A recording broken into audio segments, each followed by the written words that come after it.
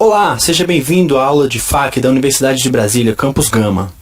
Hoje vamos falar sobre pipeline e você vai entender como um processador pode executar várias tarefas ao mesmo tempo. Mas para isso é importante que você conheça sobre a organização da CPU e os 7 passos para a execução de uma instrução. Se você ainda possui dúvida nesses tópicos, assista os vídeos anteriores relacionados a esse conteúdo.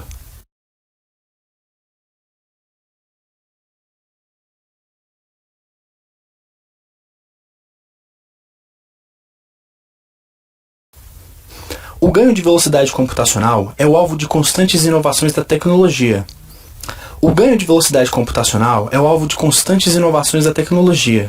Uma técnica que ajuda a obtenção de ganho e é chamado de paralelismo de instruções. Você sabe o que é paralelismo? O paralelismo de instruções é a execução de mais de uma instrução ao mesmo tempo pela CPU, a fim de aumentar a quantidade de instruções por ciclo do relógio. Já que é assim, se quisermos executar 2 instruções ao mesmo tempo, bastaria dobrar a quantidade de processadores, fazendo com que cada CPU ficasse responsável pela execução de uma instrução de um programa, correto? Errado!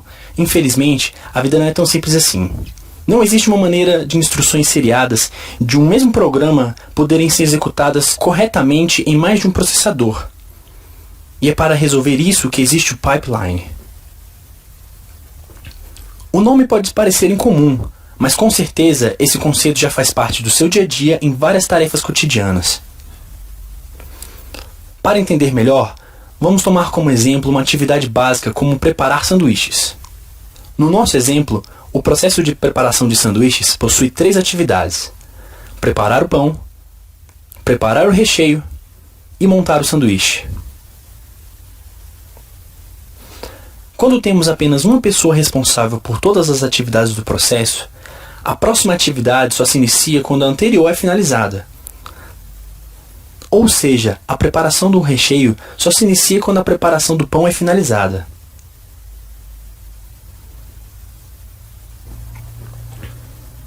Considerando-se que cada atividade demora 1 unidade de tempo para ser finalizada, nestes moldes, para ter 3 sanduíches, necessita-se de 9 unidades de tempo. Porém, se tivermos uma equipe de trabalho, no qual exista uma pessoa responsável por cada atividade, podemos executá-las em paralelo. Logo que o pão é preparado, uma segunda pessoa inicia a preparação do recheio. Paralelo a isso, o próximo pão já começa a ser preparado, e assim consecutivamente, até a montagem do último sanduíche. Dessa forma, temos 3 sanduíches montados em apenas 5 unidades de tempo, um ganho de 4 unidades. Podemos dizer que o pipeline utiliza uma estratégia parecida à segunda parte do exemplo citado anteriormente, onde as atividades ocorrerão em paralelo. Em um pipeline, cada instrução pode ser dividida em diversas partes, cada uma delas manipuladas por uma parte dedicada do hardware, e todas elas podem ser executadas em paralelo, objetivando melhor a velocidade de execução das instruções. Um dos tipos de pipeline é o pipeline de 5 estágios. No primeiro estágio, a unidade de busca de instruções busca a instrução na memória e coloca em buffer até que ela seja desnecessária.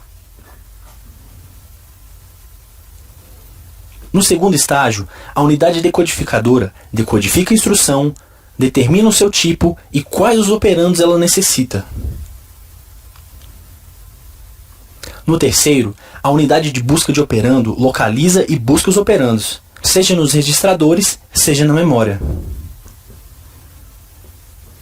No quarto estágio, a unidade de execução de instruções é que realiza o trabalho de execução de instruções, normalmente fazendo os parâmetros passarem pelo caminho de dados. E por fim, no último estágio, a unidade de gravação escreve o resultado de volta no registrador adequado.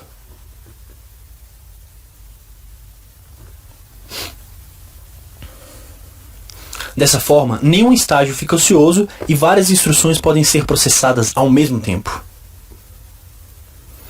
Note, entretanto, que o pipeline não reduz o tempo de execução de uma instrução, mas agiliza o processo de um conjunto de tarefas.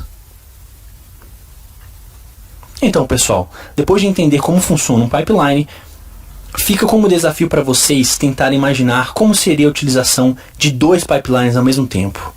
Até a próxima!